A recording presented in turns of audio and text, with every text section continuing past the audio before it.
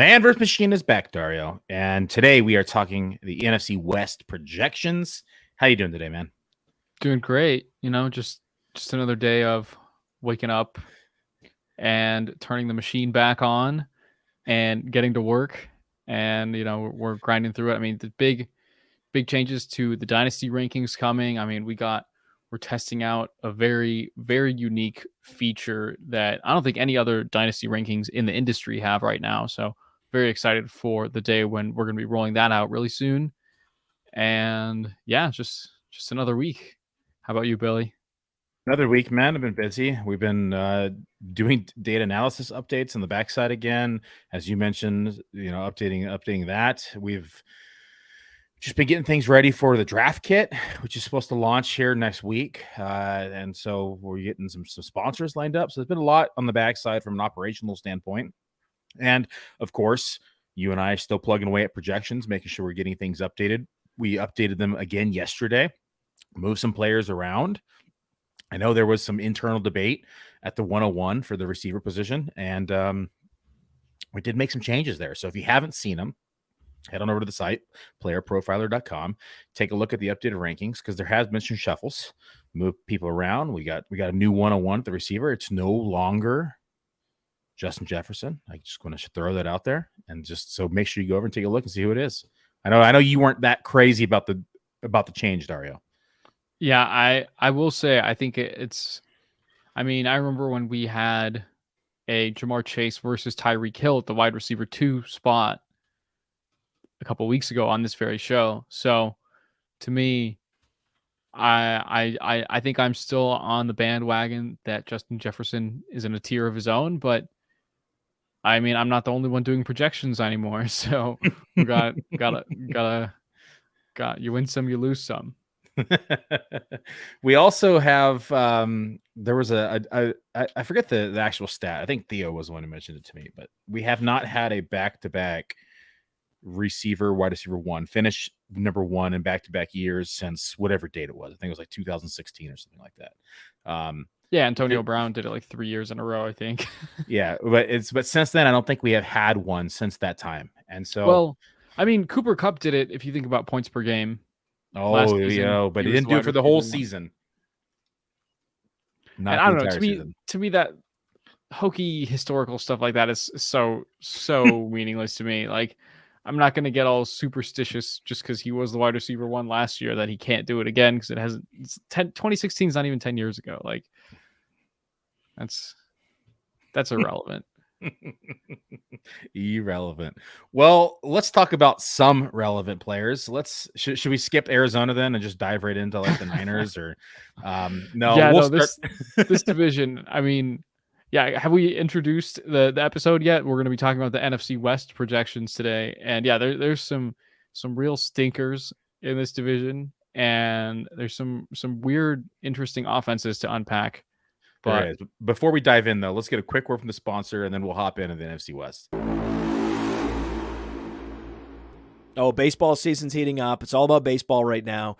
Baseball. Yeah, baseball is the most exploitable of the sports, especially on Rival Fantasy, rivalfantasy.com. Go there now. They have the fantasy book, where you can take over under a certain number of fantasy points, and they have challenges where you can take player X or player Y. I get great pleasure out of fading Mike Trout into oblivion. And then don't forget about Fantasy Bingo, where you can say, okay, I think Acuna's going to steal a base today. I think that Freddie Freeman's going to have 2 hits based on the matchup. The lefty-righty and the pitcher quality matchups that you could exploit are unlike any other sport. Go to rivalfantasy.com. Use the promo code PLAYER. They refund any losses up to $50, and they are a great supporter of Player Profiler. Everything we do, this show in particular, is only possible because of Rival. Rivalfantasy.com. The promo code is PLAYER.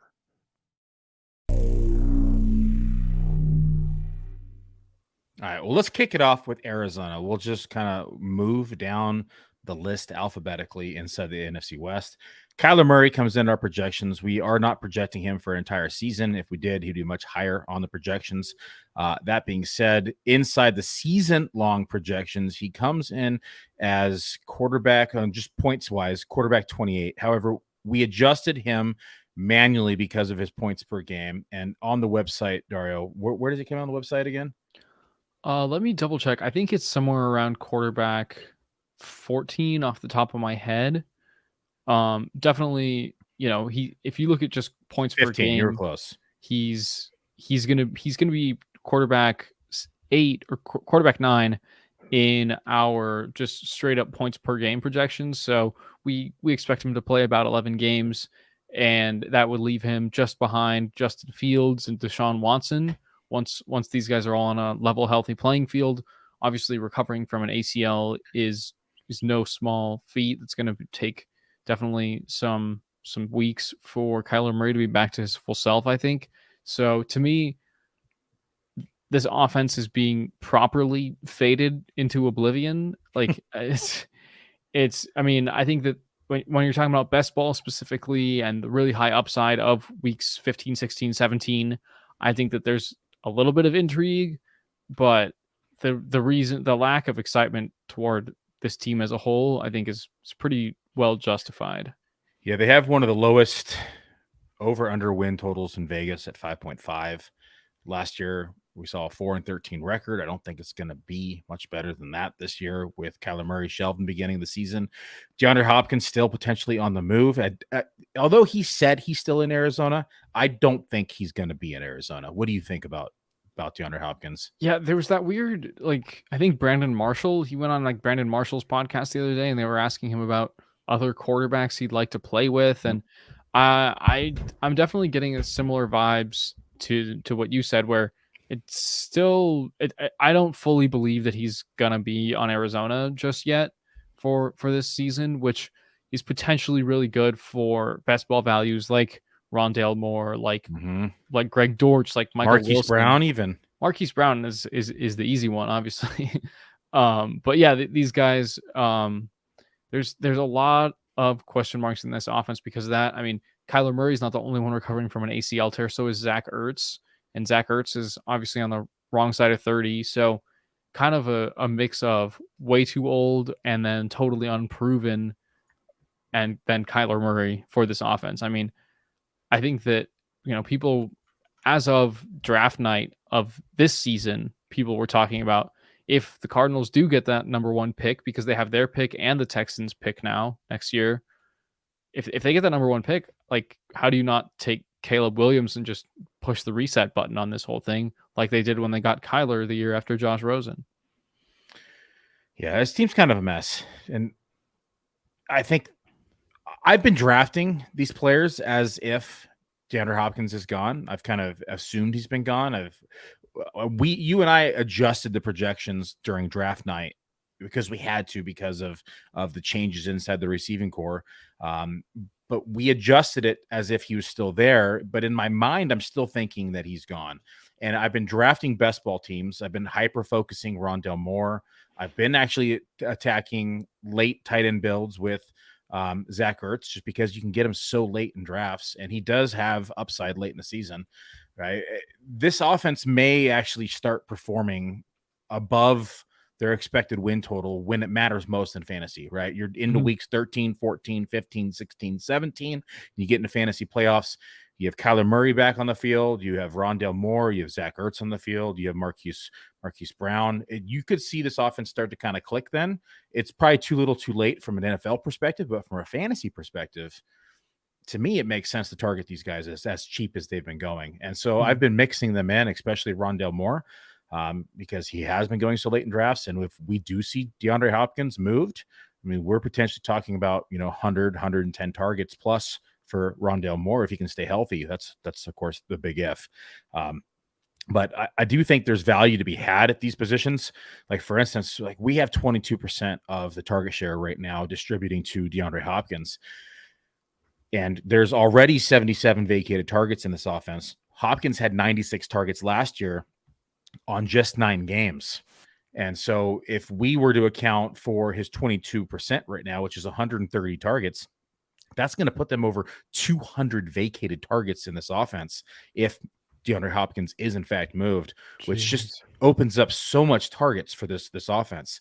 That's going to immediately boost up Marquise Brown, immediately boost up Rondale Moore. I mean, hell, even at that point, I'd probably start considering Michael Wilson now, who they drafted this year, right? And so stylistically, Michael Wilson is very much in a similar mold to DeAndre Hopkins, like just lanky, bigger receiver, wins, at a contested catch point. So I think that, in terms of when we're talking about rookie drafts and we're talking about rookie wide receivers, I feel like that's been the entire conversation around Wilson is if Hopkins leaves, it's the only way he's going to see the field in year one. And like you said, I don't think that we're totally out of the woods in terms of Hopkins staying on the Cardinals. And I mean, we haven't even started talking about this team's running back room because this is James Conner and then a couple bodies, and James Conner he's still chugging along, but also still James Conner. So there's kind of we still have a placeholder in this backfield because we assume someone's going to land here. We don't think it's going to be, Keontae Ingram as the number 2, although it's starting to look more and more likely. I think we need to start shifting some of these placeholder carries into these other running backs here between Clement and Ingram, because there's no one else yet who's signed. I would expect them to get somebody like a Hunt, like a Fournette, like another veteran free agent presence to add to this backfield with Connor. But as of today, they don't. And so I would say within the next, week or two, we need to start distributing some of these touches. For sure. Yeah. And, Connor, he's going to be 28 this season. He's, never been a guy who's gotten more than like 4.5 yards per carry. So it's just kind of going to continue being a dusty plotter, I think. But where he brings us value in fantasy, of course, is in the receiving game. And I think that, if you're talking about a running back who's on a team that's going to be losing a lot of games, who's going to be on the field on third downs, and who has that history as a pass catcher. I mean, the last time he caught less than 35 passes was his rookie year. So I think that that's where his sneaky value presents itself. I mean, his ADP on FFPC right now is 81.9. And in our overall rankings right now, we have him as 68. So we do think that he's being undervalued a little bit, kind of in the same vein as a Joe Mixon, where they're just kind of these boring old guys who no one's like excited to push the button on. But right now, I mean, his role is as secure as anyone else's in the NFL until they sign someone else, like you said, which we kind of expect them to. What'd you say his ADP was, FFPC? 81.9 according to our player pages. Jeez, yeah, we do. We're about a round higher than on. That's great. Yeah, volume's king, and right now he's the only body back there that's worth a damn, honestly. Let's move on to the Rams. So this is another team. This went from like the toughest division of football to now just 2 teams, right? The Rams were totally. Arizona was always tough. Seattle was always tough. This division has kind of fallen apart as of late because the Rams aren't looking that scary anymore. I mean, Matt Stafford's getting older. The line is horrible. The backfield right now is divided amongst Cam Akers, Kyron Williams, and Ronnie Rivers. And Zach Evans, of course, but the receiving game, I mean, it's Cooper Kupp, Van Jefferson, and then a bunch of target shares like Ben Skowronek, Tutu Atwell, Puka Nacua. Did I say that right? Yeah, out of BYU. I'm still trying to get the pronunciation of some of these rookies. Tyler Higbee is intriguing this year as well, but let's break down Stafford first. So again, quarterbacks we project, unless it's coming off injury or the rushing quarterback, we usually project for 16 games. We have him throwing the ball for a little over 4,000 yards. We have him for just under 28 touchdowns and 12 interceptions. Not much on the ground, but you can't expect a lot on the ground from Stafford anyways. And then we get into the running backs. Cam Akers, one of the few running backs in the league that we have projected for over 50% rush share. We have him for 53% of the rush share. In this offense, though, that's only 225 attempts as of today. Just under 1,000 yards, 964, and we have him for 7 touchdowns. This is where it gets interesting, is the RB2, right? The debate is between Kyren Williams. The debate is also between Zach Evans. I think you and I are in lockstep here. I still think it's going to be Kyren Williams, at least to start the year. I think he is still probably the favorite at the position. But what's your opinion on this backfield? Are you targeting Zach Evans anywhere as an RB2? Would you prefer Kyren Williams? What is your take on this backfield? For me, it's tough to stomach drafting either of Evans or I mean, Kyren Williams. It seems like the Rams are going for both 2 years in a row. They've gone for that mold of running back that the entire fantasy community falls out of love with on the day of the combine, right? It's like Kyren Williams. I remember last year he ran the 4.7 something at, however small he is. And it was like, okay, written off completely. I think he was a 5th round pick. Zach Evans as well. Everyone was like, oh, he'll be 215 and he'll run, and then he ran slow.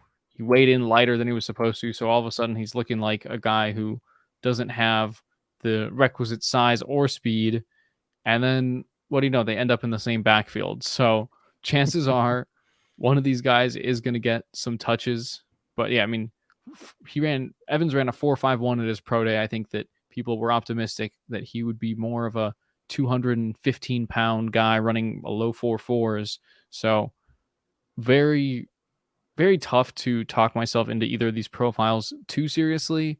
I think they're still dart throw candidates because we've seen Cam Akers get, into beef with Sean McVay for no apparent reason. So I think that's interesting, but I think also the way that fantasy analysts as a community, and we've thought about this offense for years now, is being that RB1 in the Rams offense is a valuable role. And that's going to be the case less so this year than we've seen, I think, probably at any point in Sean McVay's tenure. Like, there were games last year where, I remember it was like, oh, stream Darrell Henderson because he's going to be the RB1 this week for the Rams. And it's like that RB1 position for the Rams is no longer as valuable because they're probably not going to be playing from ahead many games this year. They don't have nearly as dynamic of an offensive line as they did before. And the other threats that there are to worry about in this offense to keep you honest in defending the running game are gone now. It's just Cooper Kupp. So I think that I'm probably still not too inclined on either of Kyren or Zach Evans. I think that's fair. Yeah, it's Cam Akers is an interesting one this year, right? Just because we assume it's going to be primarily his backfield, but we know that he has a history of pissing off Sean McVay and kind of losing that role. It's hard to trust him fully, but I think that if he is able to, maintain this role all year, he's going to be a massive value in drafts this season. Definitely. Receiving core. Yeah, oh man, this receiving core. Who is the number 2? Who do you trust here besides Cooper Kupp? You could argue Tyler Higbee is the number 2 option right now, which is also now at a discount in the league. We have Higbee projected as number 2 with 14.5% of the target share. We have Van Jefferson as the number 30 option, number 2 receiver at 14% target share. And then we have it Ben Skowronek. And then we have it Tutu Atwell. And then we have it Puka Nacua. How do you think it breaks down exactly how we have it projected, or what's your take here? I do think we have it in the right order.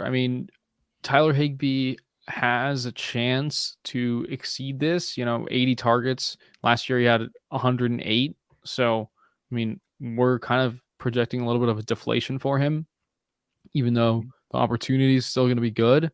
But I think that some of those games that Tyler Higbee had with 14 targets, 11 targets, it's hard to see those happening very often again this year. I think that the fact that he's capable of that is why he's more valuable than a Van Jefferson, who, off the top of my head, it feels like he's never had a 5-target game in his life, So I think that I think that aspect of it does make Higbee the slightly more valuable number 2, but it's still like, I mean, gosh, Higbee's ADP is 140 over on FFPC. This offense is a one-man show, and it's going to be Cooper Kupp. And I think that, frankly, right before we started this show today, when I was, doing prep, looking through the NFC West projections, I'm kind of skittish about keeping Stafford at that 16 game projection, to be honest with you. I mean, a neck injury is nothing to mess around with. He had some serious concussions. There were conversations of him retiring this offseason. So I think that the wheels have already fallen off the dominant Rams that we got used to. But I mean, we saw how bad it got with the backup quarterbacks last year. I mean, it was Bryce Perkins and then John Wolford getting hurt too. And this offense can be a real disaster if Matt Stafford misses any more time. And I don't think that's out of the realm of possibility at all. Yeah, I completely agree. Especially the one thing this division still is tough on defense, right? The offenses might be a little bit lackluster in 2023, with the exception of maybe the Niners and Seattle, but the defenses are still stout. So Higbee gets to face, some pretty good defenses twice a year, to the Niners, the Seattle and Arizona.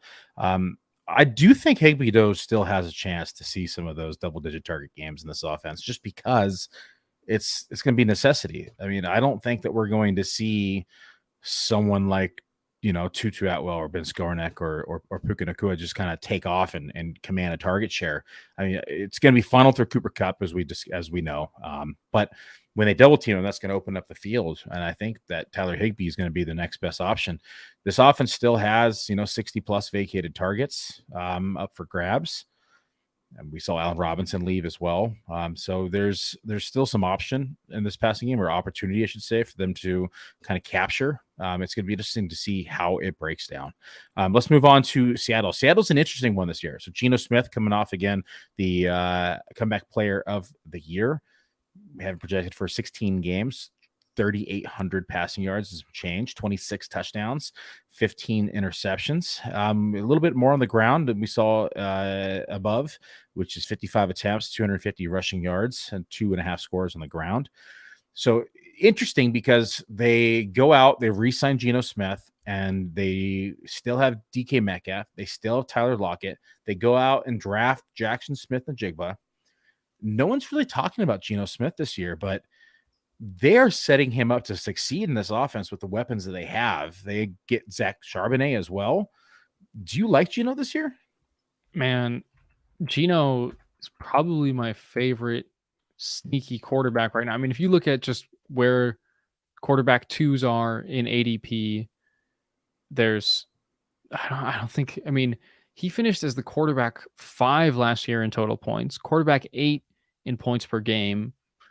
And this year, I mean, we have him ranked as the quarterback 17. That just feels a little bit disrespectful, because there's a lot of good options in front of him. I mean, there's good cases to be made for Aaron Rodgers, Tua, Daniel Jones, but man, I'm fully Geno pilled. Like, I'm very excited to see him with 3 quality wide receivers right there. I mean, drafting Jackson Smith and Jigba, I think, is really going to unlock Tyler Lockett as a deep threat. And I think just having those 3 skill sets all working together, I'm really excited. Yeah, just this is honestly the offense that I was most looking forward to talking about today, because Geno was pinpoint accurate last year.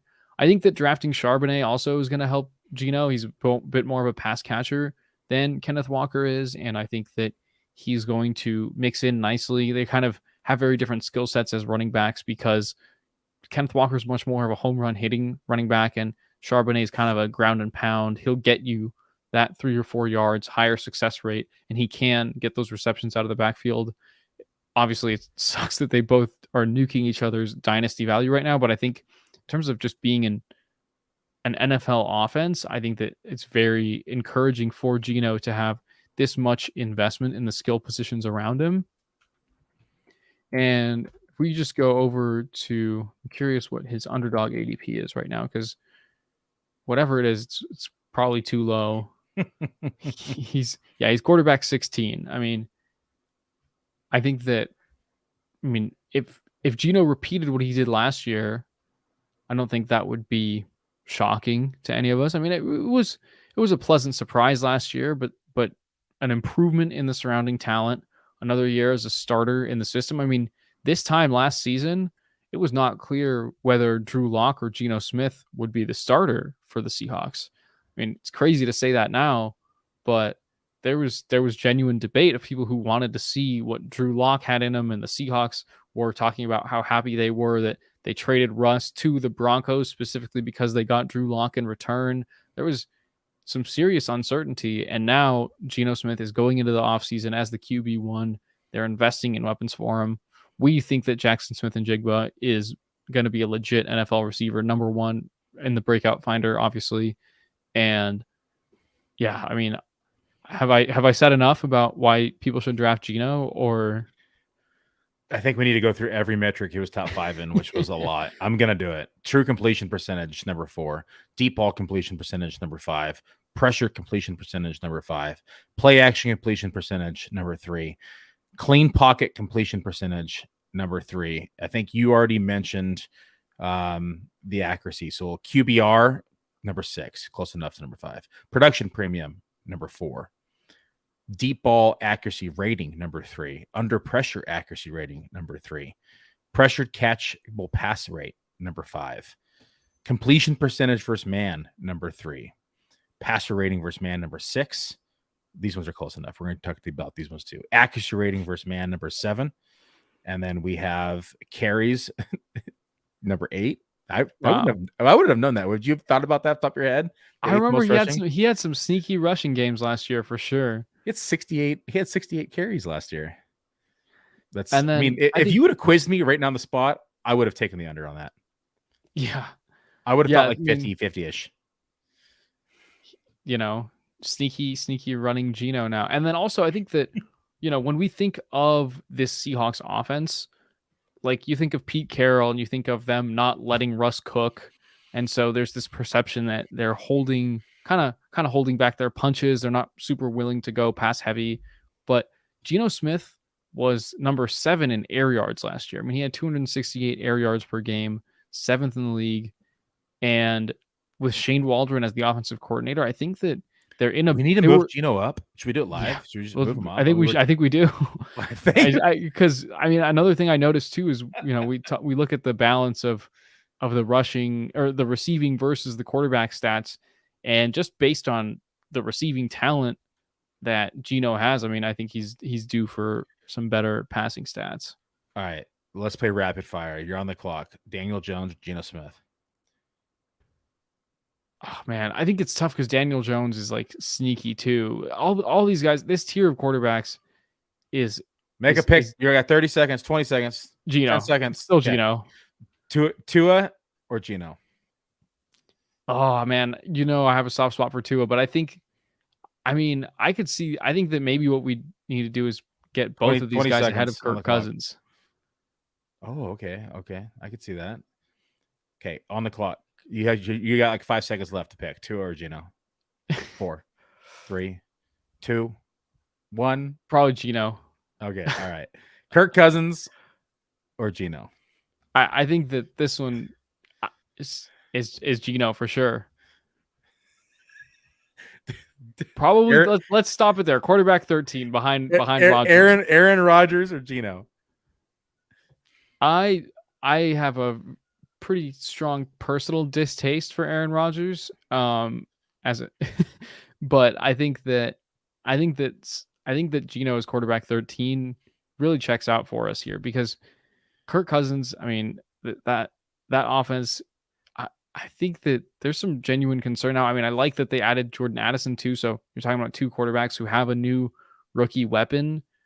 I think that, it's going to be splitting hairs between quarterbacks 12 and 16 there when you're in drafts this season. Let's dive into the numbers, because this is good. This is great discussion, because this is where like accuracy matters, right? Like this is where leagues are won. Like if you get a quarterback who's now a back-end quarterback 1 and you drafted him as like this mid-range quarterback 2, this is where you make money in fantasy, right? Like last year, you look at somebody like Fields. Fields was going outside the top 15 of the position, finished inside the top 10, right? Finished inside the top 5. You had several quarterbacks who were doing the same. You had like Goff, right, who was going outside the top 15th position. And so if Geno was another one, Geno was top 5 last year, right? I think he was 5 or 4? In points per game, he was number 8. QB8 in points per game. But in total fantasy but I mean, points, he was being drafted like barely off the face of the earth. Like he was 20 something. Like, yeah. And so this is what I'm talking about. If you can get, so he finished as in total points. Let me pull it up. Remember, I just wrote something on this. I should have it actually. Let me find my piece. 1 second. All right, where is it? Here it is. Okay, so last year we had Geno Smith. Yep, was 5th overall in total points, cumulative 314.9 fantasy points. Right. And so he, again, being hardly even drafted last year. They added all these weapons. The debate for me is passing volume, right? So we have Kirk Cousins in Minnesota, who we have projected as, I think, top 8 in expected pass plays, right? Let me organize these. So 1, 2, 3, 4, 5, 6, 7, 8. Okay. Where's Seattle on here? Yeah, that's the thing. After I said Kirk or Geno over Kirk, the Kevin O'Connell aspect of it is tough to overlook because I think that the Vikings are going to regress as a team. They're going to have more game scripts that are actually favorable for Kirk Cousins, just like padding his stats. And I think that, especially just talking about the air yards a second ago with Geno, I don't know if I realized that they're still kind of toward the bottom of last year's pass volume, even though Geno was kind of airing it out. So yeah, bottom 10 in our expected pass plays this year. So maybe we do have him in the right spot. I could see an argument to be had above Tua, but I can also see an argument for Tua to be above him. The one that I think is the most interesting is Daniel Jones versus Geno, because they both have a little bit of running aspect to them, right? They're both going to be like, where is New York on here? They're right next to each other. So look at that. 554 expected pass attempts in our model versus 548. So this is where the discussion gets interesting, because I think that we have Geno who has better weapons, right? But Daniel Jones might have a few more rushes, right? We saw how efficient he was on the ground last year. And I think this is where it gets interesting, because he can break off. So there was games that we had 107 rushing yards in one game last year for Daniel Jones. It was another 70, a 50, a 91, and so 78, where Geno, on the other hand, right, he was kind of constantly in that 20 to 50 range. So maybe we do have it right. I'm kind of thinking Geno kind of belongs where we have him, right there at the 16, 17 range. You want to move him today? I think the thing that's interesting about, so our formula for figuring out projected pass volume is heavily weighed toward last season, but it still factors in the year before.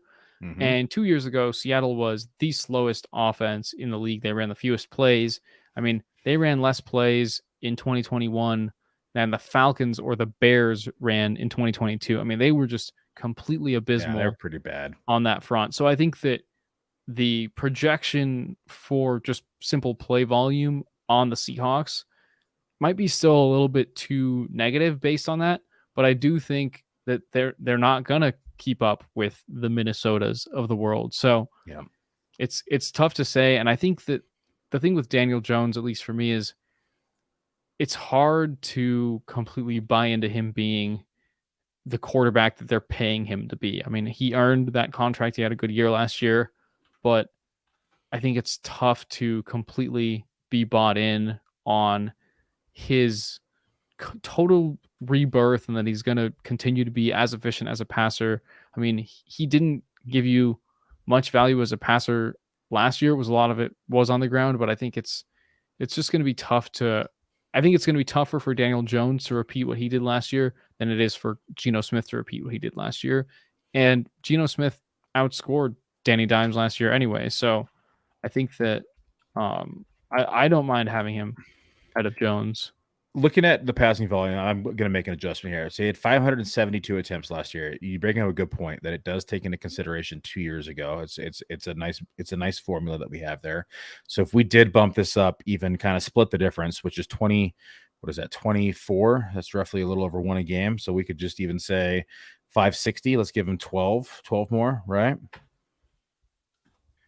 Where did that move him? Did that move him? It probably moved him because he was only a couple points behind Daniel Jones. That moved him up ahead of Tua to be our QB 14, which feels fine. I mean, he's now 1/10 of a point behind Cousins and 2 points behind Rodgers. Like this, I think that was only 12 more pass attempts. That's all that was.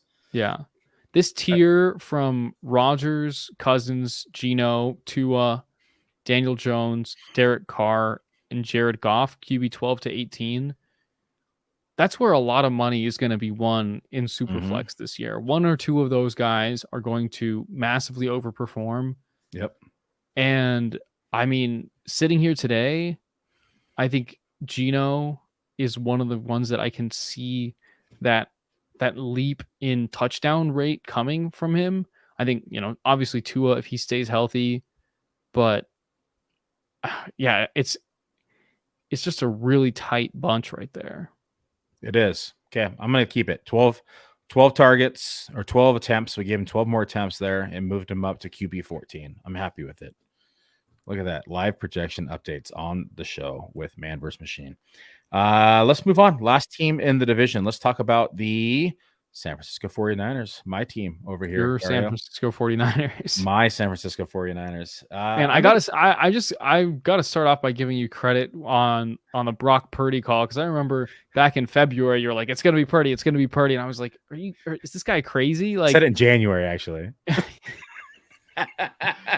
this guy must be nuts. I mean, Purdy's the 7th rounder. It seemed like with the weapons the 49ers had, I could have stepped in and played quarterback and looked half decent, Yeah, I have that tweet pinned, just ready to rock and roll once it's official, right? And I'm just sitting on it, Dario. It's just brewing. No, it's just I've been watching this team for a long time, and quarterback too long, right?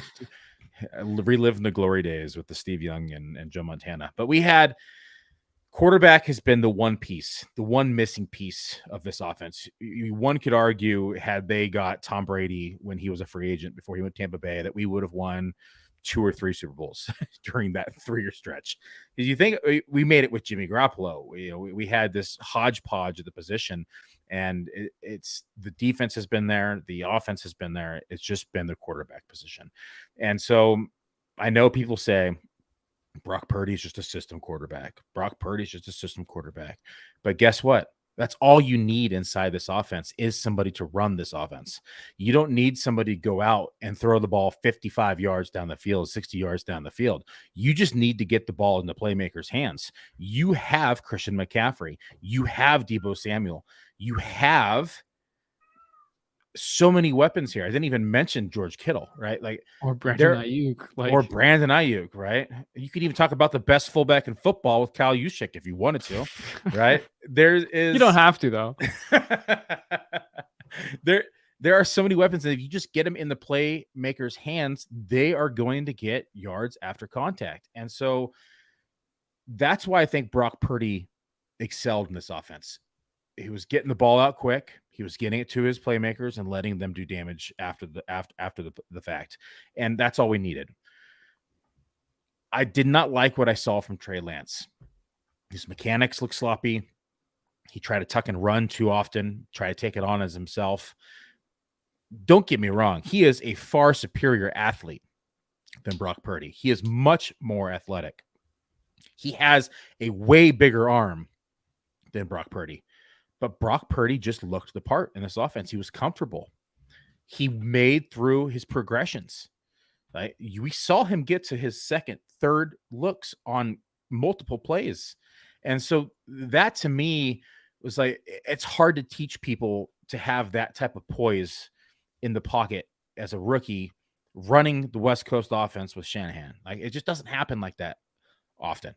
And so I think another thing too that is really not working in Lance's favor at this point, the last time he played a full season of snaps at quarterback was 2019.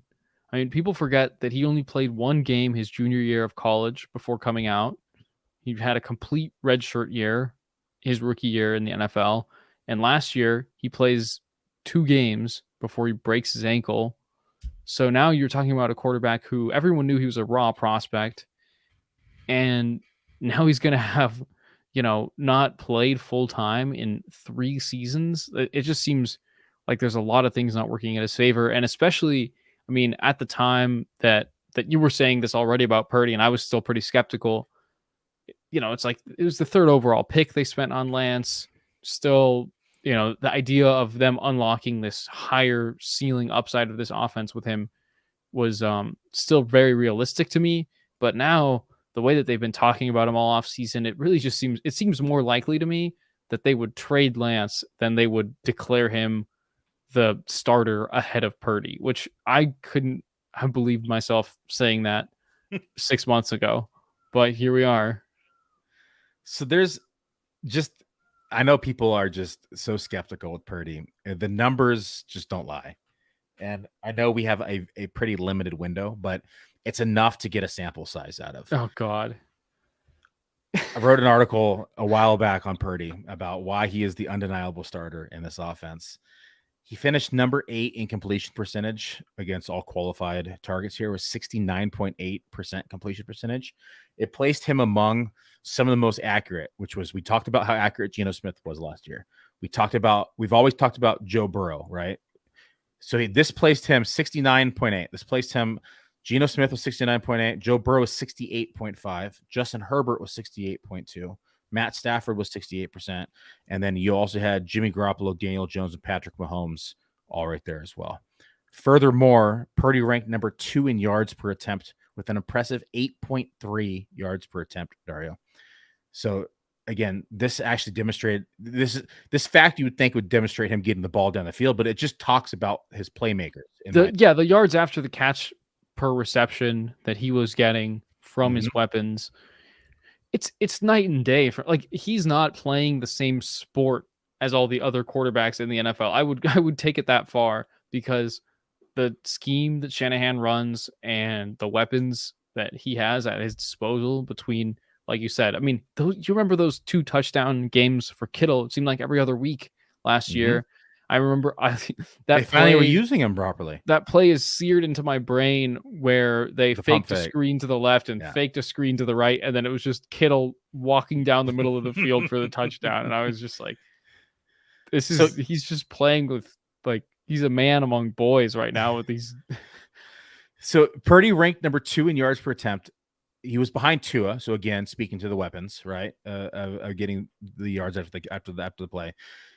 Brock Purdy, 8.3. Tua was 8.9. Patrick Mahomes was 3rd at 8.0. Jimmy G was 7.9. So we had 2 SF quarterbacks inside the top 5 here. And then Jalen Hurts is 7.8. I want to quiz you here, and I don't expect you to know the answer. If you do, you truly are the machine. Who led the NFL in touchdown rate last year, and what was the percent? Oh, what's the qualifier on snaps here? 250 snaps. Okay, so it's is it actually just Purdy? Is it that simple? And it was probably like 8.7%. 7.6%. Do you know who number 2 was?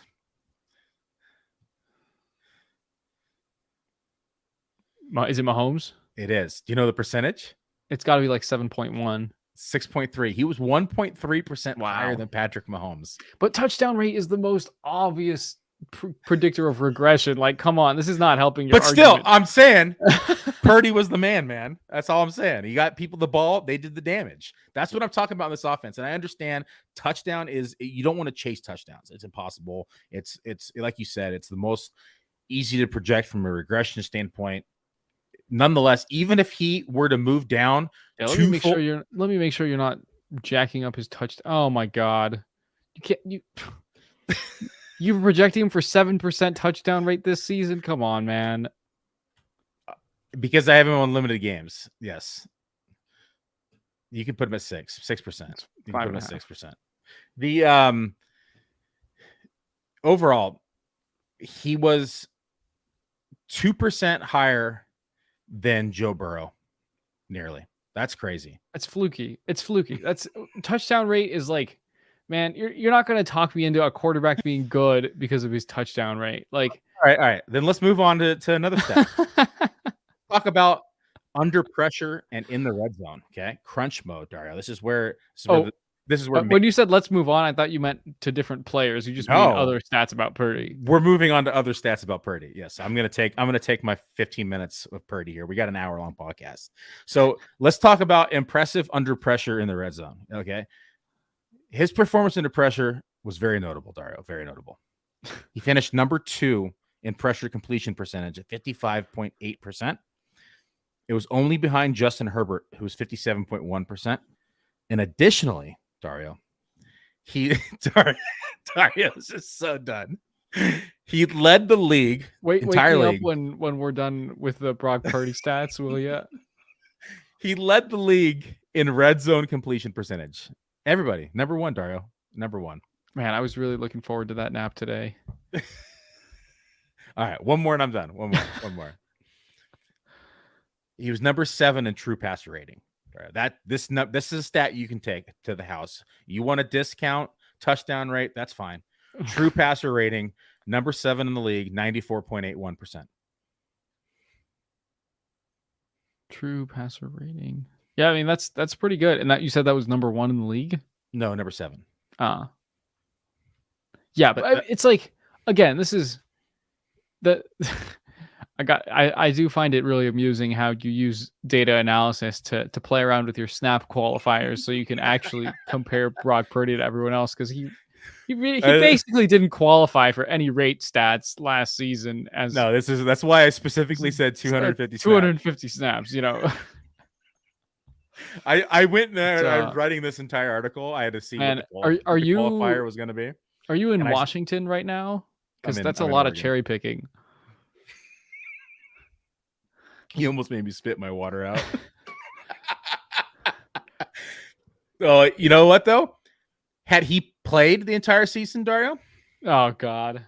I think that we'd be talking about more stats here, like overall touchdown numbers and overall yardage. Because, man, you look at what he was able to do in that short span. Imagine if he had 17 games under his belt in this offense. I don't know. I imagine that if he had 17 games under his belt, it would have started showing that he was a 7th round pick. That's I think that's where Dario shove. All right, we will agree to disagree on this front. Let's move on to the running back position, or we just say we'll talk about Christian McCaffrey. Our RB1 this year, we do not have him projected for 50% of the rushing share, 45% to be exact, 221 carries, 1,000 rushing yards, and 8 touchdowns. Mitchell is projected as the number 2 with 32% rushing share, 158 rushing attempts, and about 700 rushing yards. When he's been healthy and on the field, Elijah Mitchell has actually been pretty damn good. I know there's fear. There's been some fear discussed amongst other analysts was Christian McCaffrey's role when Elijah Mitchell was on the field. Does this scare you at all in 2021? I think it scares me from the sense that I think that if we're going to see 30 point per game Christian McCaffrey ever again, like, I don't think we can get that while Elijah Mitchell's healthy. But I anticipate we'll get 20, 22 fantasy points per game Christian McCaffrey with or without Elijah Mitchell in the picture. He's simply too talented. The way he was utilized in the receiving game last year, it was seamless. I mean, he was getting, I think he was really the last piece of the puzzle for the way that offense was being schemed up, because with a running back that could win on any route on the field, they basically had 5 skill players who could all do literally anything with the ball in any play. It was completely insane. And the way that they took advantage of that with McCaffrey and had him run routes, and that they did target him as a legitimate weapon out of the backfield, not just the way that Arthur Smith talks about Bijan Robinson and empty words, or Jahmyr Gibbs. Like every year there's hype about a running back being used in the slot or just as a weapon. But McCaffrey is genuinely the only running back in the league who gets that kind of usage. And he was more efficient than ever in this offense. I think, yeah, like it sucks to have maybe that expectation of 25, 27 points per game be a little bit diminished, but I think he's still clearly the alpha among the running backs because he's capable of that. Very, like, no one else currently at the running back position has ever really, or like, currently in the league right now has that upside that they've demonstrated. And then also no one else has, like, it's still a pretty safe floor, I think, in terms of getting to that 20 PPR points per game, because he's going to get targeted. So yeah, the only concern I have is the snap share, right?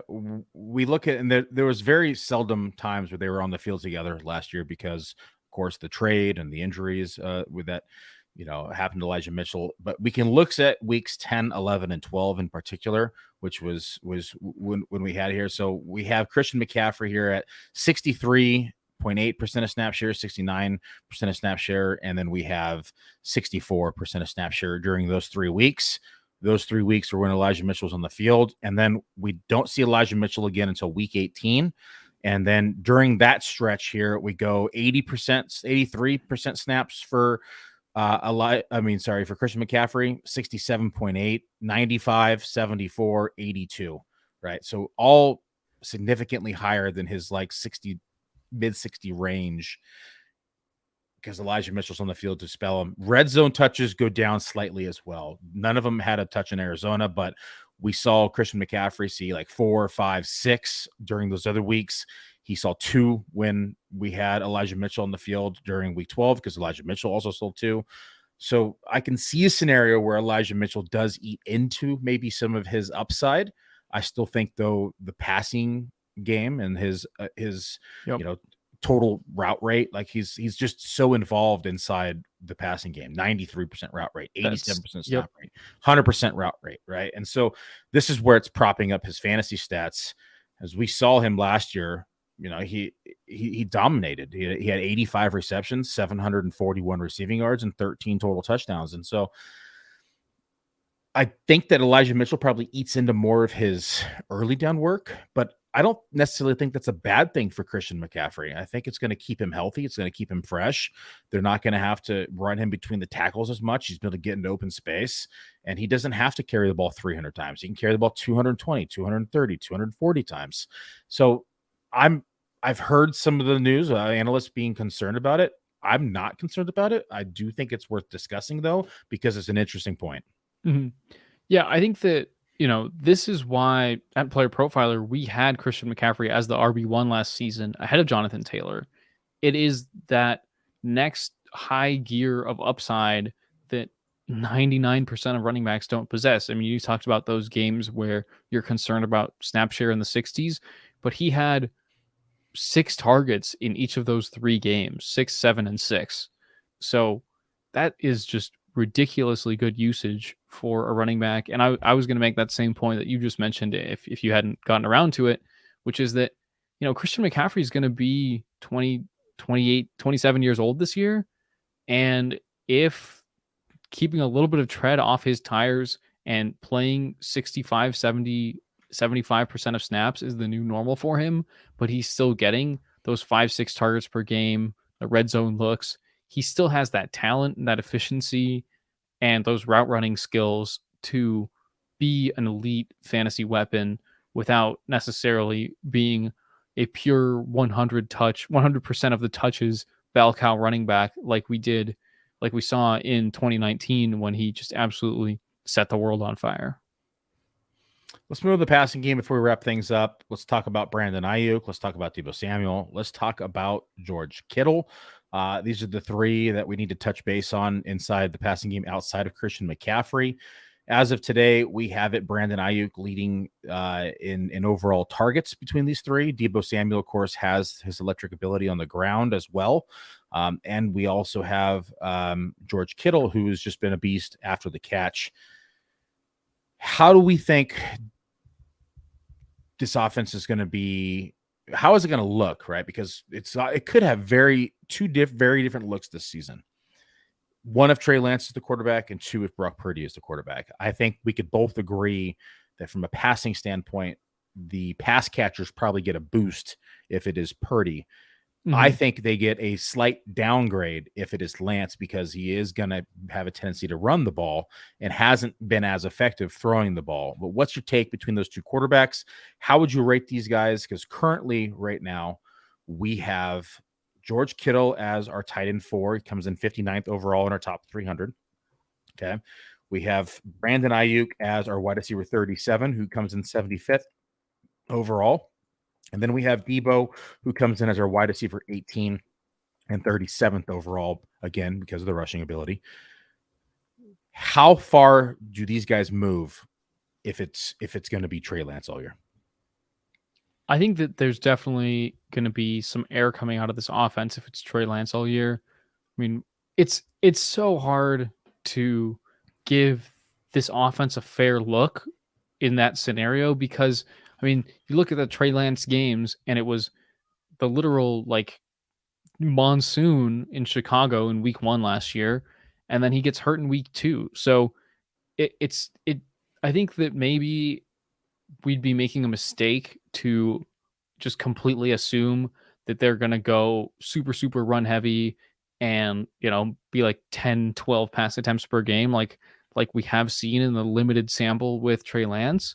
And that's just because it is an extremely limited and biased sample. So I think that we'd probably just shave a little bit off of these receivers just for the sake of caution. Maybe they each drop 3, 4, 5 spots within the receiver ranks. I don't think that it would be enough to put, actually, now that I'm looking at it, I think I would probably put Dallas Goedert ahead of George Kittle if we knew Trey Lance was the starter. But right now our projections are assuming otherwise. So, but I'm not too worried about it. Yeah, well, I think that's it, Dario. We got through another successful podcast assessing projections for the NFC. We've already talked about the NFC East. I talked the NFC North with Bradley inside the Dominator. We get the NFC West today. We'll probably tackle the NFC South next week, or we could just skip it because it's kind of disgusting.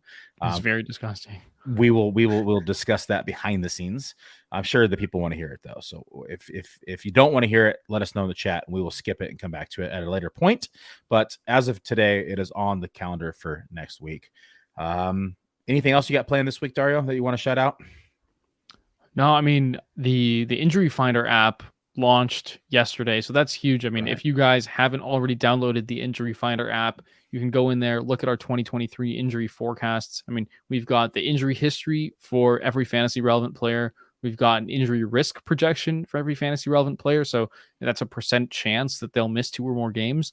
And then a fragility rating for every relevant player, which basically takes into account how fragile are they, how likely are they to get hurt on any given touch. And that's just on a scale of 1 to 10, 10 being the most fragile, guys like Rashad Penny, Sterling Shepard of the world. But that's been obviously a huge lift behind the scenes, and we're very excited to get that out into the hands of the people. And, that'll help you guys inform your draft decisions.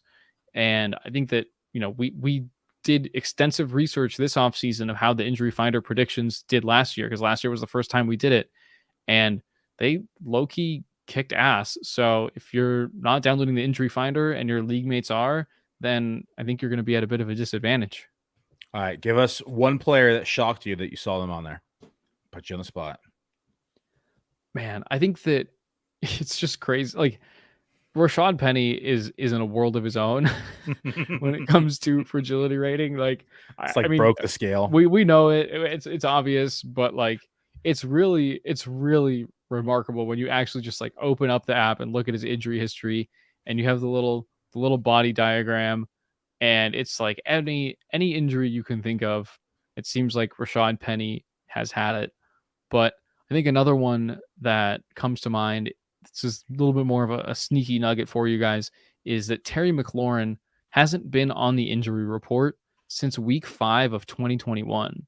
So his injury his fragility rating has just been dropping year over year because he has been an absolute stud when it comes to staying out on the field.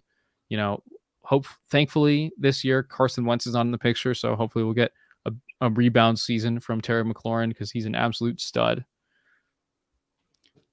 That's awesome. I love hearing that about Terry McLaurin. I love Terry McLaurin. I just need to see him catch a few more touchdowns. But that's it, folks. We'll catch y'all back here next week on Man vs. Machine. We'll talk more projections. Till then, have a good day. Hey, you like that video? Be sure to subscribe and activate those alerts so you get notified as soon as new videos drop. And be sure to check out playerprofiler.com. We have all the tools for you to dominate every type of fantasy league. We have a draft kit, Dynasty Deluxe, data analysis, DFS Dominator, and don't forget the player rankings to rule them all.